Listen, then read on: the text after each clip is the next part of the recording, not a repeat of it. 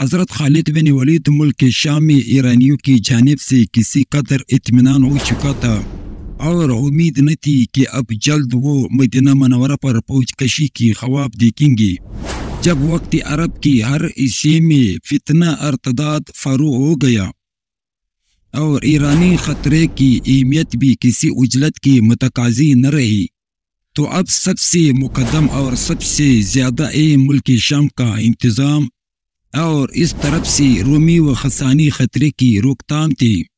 شرجیل بن عمرو خسانی بادشاہ نے آن حضرت صلی اللہ علیہ وسلم کی اہلیچی کو شہید کر دیا تھا، جس کے بعد جنگ موتا ہوئی۔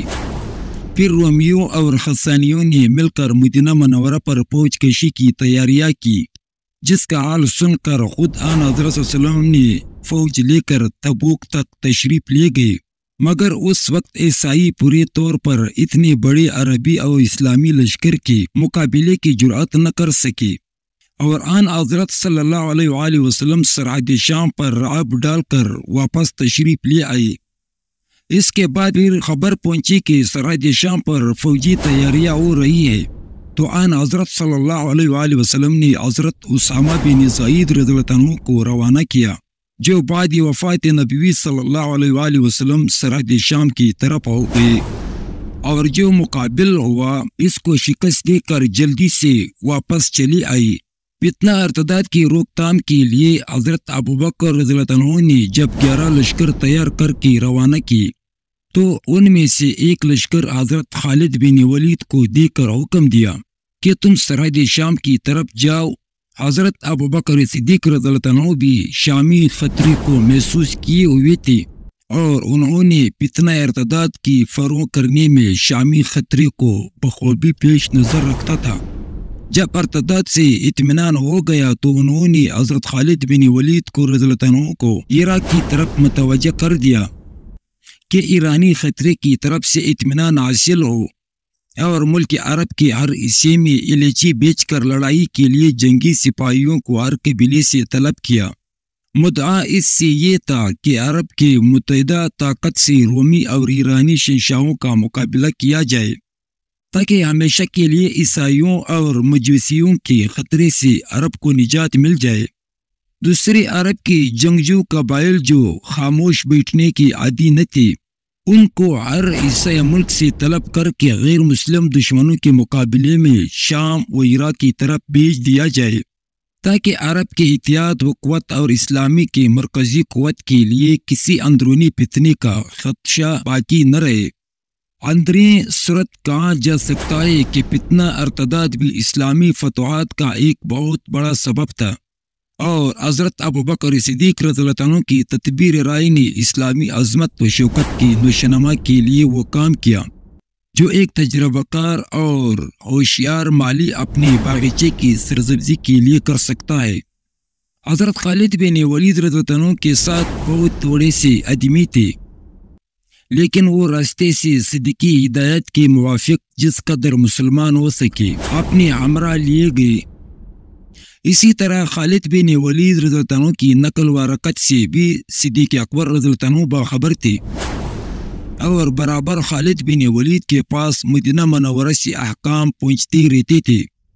ہرقل نے اسلام کے لشکر حدود شام میں موجود ہونے کی خبر سن کر اول سرحدی قبائل اور سرحدی روسا کو مقابلے کے لیے ابھارا، لیکن جب یہ چھوٹے چھوٹے رئیس اور عرب متنصر کے قبائل اسلامی لشکر کے مقابلے میں مغلوب ہوتے گئے، تو کیسر روم ہرقل نے حامان نامی رومی کو لشکر عظیم کے ساتھ آگے بڑھایا۔ جب عیسائی اور اسلامی فوجوں کا مقابلہ ہوا تو حامان کے لشکر کو شکست ہوئی۔ اس شکست کا حال سن کر ہرقل خود سلطنت قسطنطنیہ سے روانہ ہو کر ملک شام میں آیا اور تمام فوجوں کو جمع کر کے لڑائی کا اطمینان کیا۔ خالد بن ولید رضی اللہ عنہ کے خط سے یہ تمام کیفیت صدیق اکبر رضی اللہ عنہ کو معلوم ہوئی، جس کا ان کو پہلے سے اندازہ تھا۔ اتفاقاً جس روز یہ خط مدینہ میں پہنچا ہے، اسی روز اکرمہ بن ابی جہل رضی اللہ عنہ اپنی مہم سے فارغ ہو کر مدینہ میں پہنچے تھے۔ ساتھ ہی ملک کی ہر حصے سے لڑائی کے لیے آمادہ اور جہاد فی سبیل اللہ کے لیے تیار ہو کر قبائل آنے شروع ہو گئے تھے۔ صدیق اکبر رضی اللہ عنہ نے اکرمہ بن ابی جہل رضی اللہ عنہ کو فوراً خالد بن ولید کی طرف روانہ کر دیا۔ ان کے بعد عمرو بن العاص رضی اللہ عنہ کو ایک لشکر دے کر روانہ کیا کہ خالد بن ولید رضی اللہ عنہ اور ان کے ہمراہیوں کو ساتھ لیے ہوئے فلسطین کے راستے حملہ آور ہو۔ ان کے بعد آئے ہوئے قبائل کی ایک فوج مرتب کر کے یزیدین ابی سفیان کو سردار بنا کر روانہ کیا اور حکم دیا کہ تم دمشق کی طرف سے حملہ آور ہو۔ پھر ایک اور فوج ترتیب دے کر اس کا سردار حضرت ابو عبیدہ بن الجراح رضی اللہ عنہ کو بنایا اور حکم دیا کہ تم حمص کی جانب جا کر حملہ کرو۔ اسی عرصے میں شرجیل بن حسنہ رضی اللہ عنہ عراق کی طرف سے مدینہ منورہ میں تشریف لائے تھے۔ صدیق اکبر رضی اللہ عنہ نے ایک اور لشکر مرتب فرما کر اس کا سردار شرجیل بن حسنہ رضی اللہ عنہ کو مقرر فرما دیا اور حکم دیا کہ تم اردن کی جانب سے حملہ کرو۔ اس طرح صدیق اکبر رضی اللہ عنہ نے چاروں لشکر مرتب فرما کر 4 مختلف راستوں سے ماہ محرم سنہ 13 ہجری میں روانہ کیے، ملک شام پر حملہ آور ہوئے۔ جب یہ چاروں لشکر حدود شام میں پہنچے اور ہرقل کو اس کی اطلاع ملی کہ عربوں نے 4 حصوں میں منقسم ہو کر 4 مقامات پر حملہ آوری کا قصد کیا ہے، تو اس نے بھی اپنی 4 سپہ سالاروں کو 4 عظیم الشان لشکر دے کر الگ الگ روانہ کیا۔ عمرو بن العاص رضی اللہ عنہ کے مقابلے کے واسطے اس نے اپنی حقیقی بھائی تزارق کو 90,000 فوج دے کر فلسطین کی طرف روانہ کیا۔ جرجبے نے 9 رکو 40,000 فوج دے کر یزیدین ابی سفیان رضی اللہ عنہ کے مقابل دمشق کی سمیت بھیجا۔ ہرقل نے اپنے 4 سرداروں کے ماتحت کل 2,40,000 فوج مسلمانوں کے مقابلے کے غرض سے روانہ کی۔ حالانکہ مسلمانوں کے 4 لشکروں کا مجموعہ 30,000 کے قریب تھے۔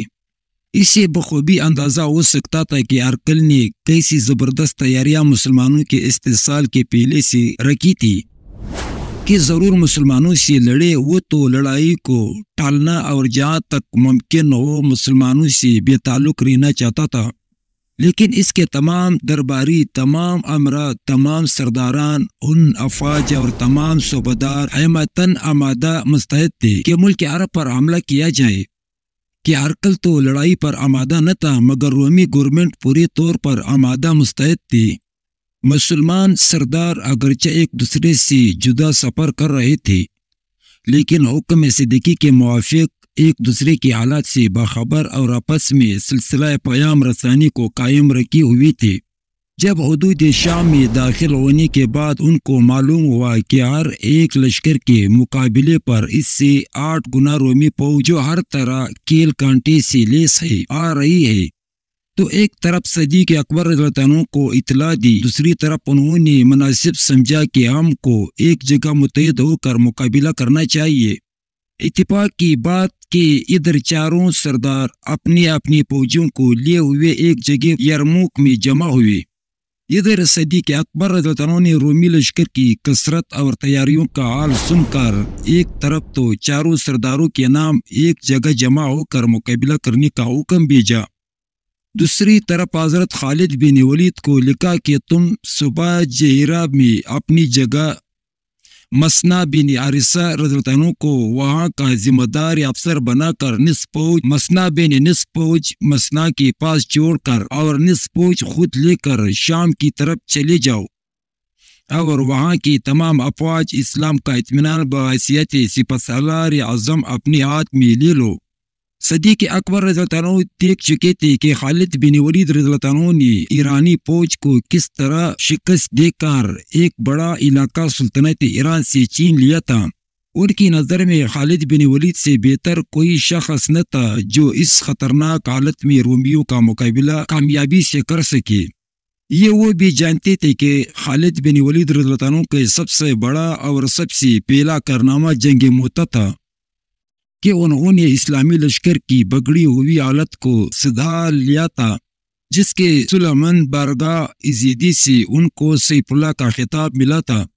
لہٰذا انہوں نے مناسب سمجھا کہ چاروں نہایت زبردست اور قبائل سپہ سالاروں کے پاس سیف اللہ کو بھیجنا اور ان چاروں پر ان کو سردار بنا دینا ضروری اور مفید ہوگا۔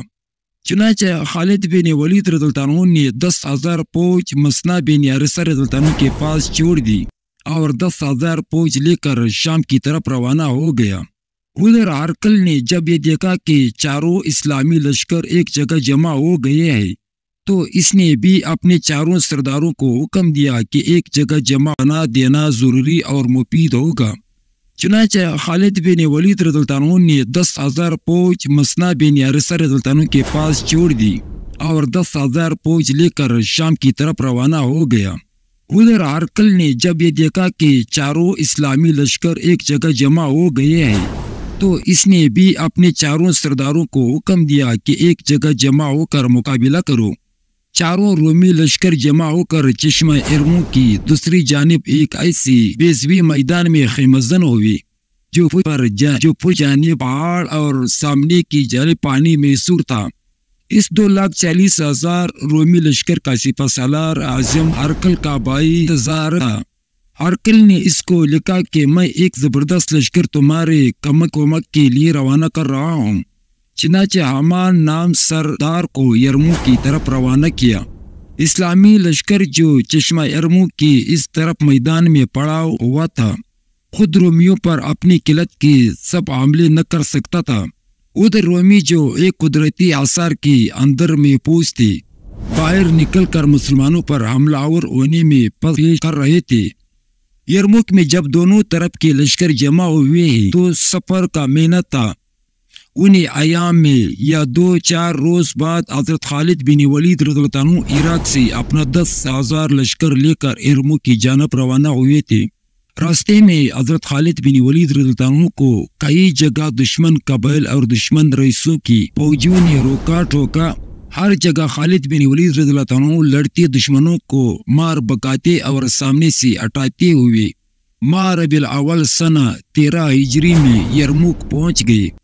یرموک میں ہرقل کی طرف سے کئی سرداران اور بتتری کے فوجی امداد کے ساتھ رومی لشکر میں آ کر شریک ہو چکے تھے۔